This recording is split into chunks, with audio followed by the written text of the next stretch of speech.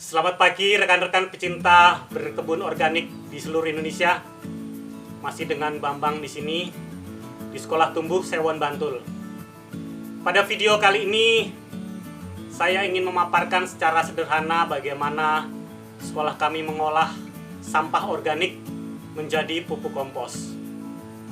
Terutama di dalam dunia permakultur, sebaiknya sebuah area atau sebuah tempat seminimal mungkin untuk membuang sampah keluar dari area. Oleh karena itu, pada pagi ini saya ingin memaparkan secara sederhana bagaimana cara membuat pupuk kompos padat agar bisa dimanfaatkan kembali untuk bumi, untuk tanaman yang ada di sekitar sekolah kami. Mari kita lakukan setahap demi setahap. Berikutnya, selain ember, kita siapkan bahan-bahannya adalah sampah hijau. Sampah hijau ini ketika di dalam rumah kita tentu cukup banyak yang biasanya dihasilkan oleh dapur. Berikutnya kita ada sampah daun-daun kering yang tergeletak, bisa kita gunakan juga. Kemudian ini ada kotoran kambing atau kotoran ternak, kemudian ada kotoran angsa dan ayam. Nanti kita akan campur. Kemudian berikutnya adalah kita gunakan pupuk organik cair. Pupuk organik cairnya ini untuk membasahi, melembapi, dan juga memberikan bakteri kepada bahan-bahan organik tadi. Berikutnya ini ada pupuk bekas cacing. Pupuk bekas cacing ini fungsinya untuk apa? Nanti letaknya posisinya di bawah dan paling atas. Ini sebagai starter. Proses pengomposan ini mungkin cukup populer dulu di Surabaya tahun 85, dipopulerkan oleh Mr. Takakura. Jadi saya menggunakan metode Mr. Takakura dalam pengomposan, hanya saya modifikasi sedikit. Kalau dalam Takakura menggunakan keranjang, kalau saya menggunakan embernya, tetapi saya beri lubang kecil-kecil di samping. Tujuannya adalah sebagai lubang penguapan ketika terjadi proses pengomposan. Mari kita campur bahan-bahan tersebut. Mari kita campurkan semua bahan ini dengan rata, sambil kita tuang pupuk organik cair.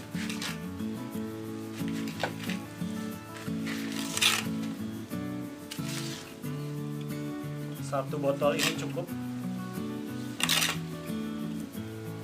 Kita campur dengan rata. Jadi ketika di rumah tangga kita bisa menggunakan sampah organik bermacam-macam. Bisa buah, bisa sayur-sayuran yang selesai dimasak oleh atau dihasilkan oleh dapur. Jadi sampah-sampah organik yang bahkan mungkin di rumah makan bisa kita gunakan. Kita campur rata.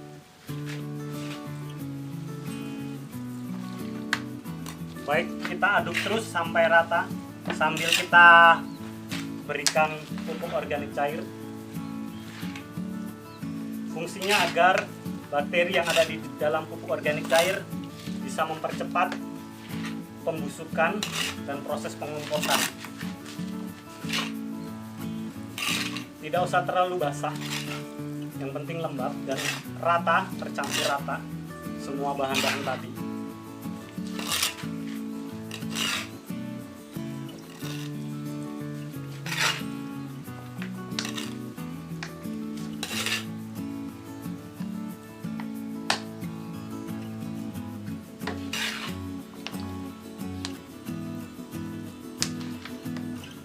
Baik, jika sudah tercampur rata, lalu proses berikutnya adalah memberi dasar pada ember ini dengan pupuk bekas cacing atau pupuk kompos juga boleh. Mari kita masukkan beberapa sendok saja.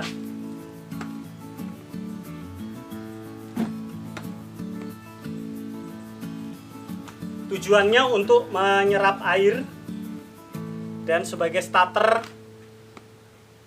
dalam proses pengomposan. Kalau sudah semua bahan ini dimasukkan,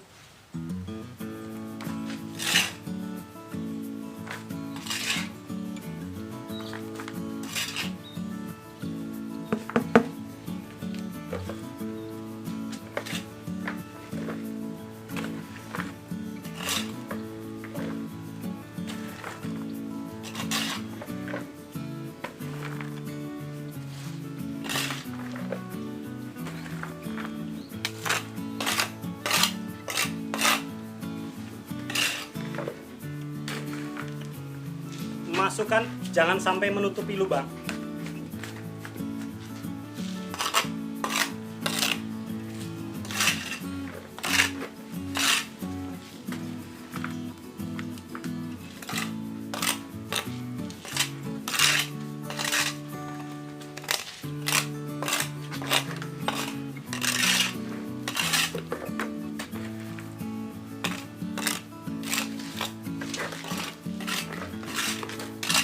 Baik, kalau sudah kita ratakan,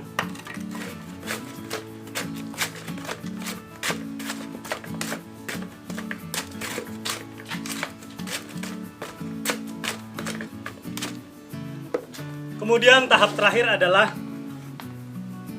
memberi pupuk kompos yang sudah jadi pada posisi paling atas. Tetap jangan sampai menutupi lubang, kita ratakan.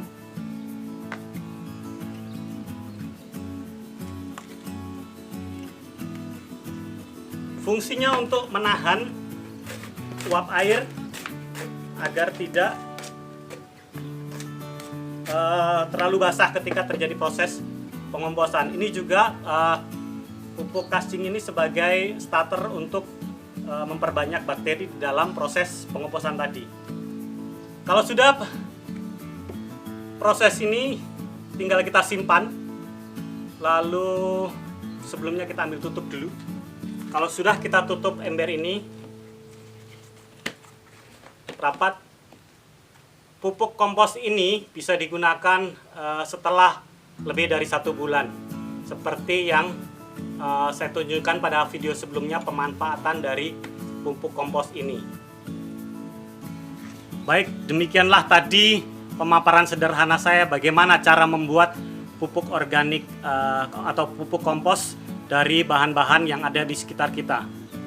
Di dalam permaculture sebaiknya tentu kita terkenal dengan mungkin zero waste, atau sebisa mungkin kita tidak membuang sampah keluar dari area kita.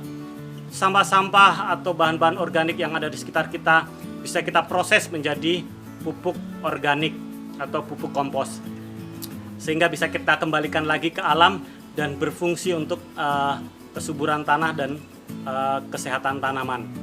Demikianlah pemaparan sederhana saya bagaimana cara membuat pupuk kompos dari bahan-bahan yang ada di sekitar kita.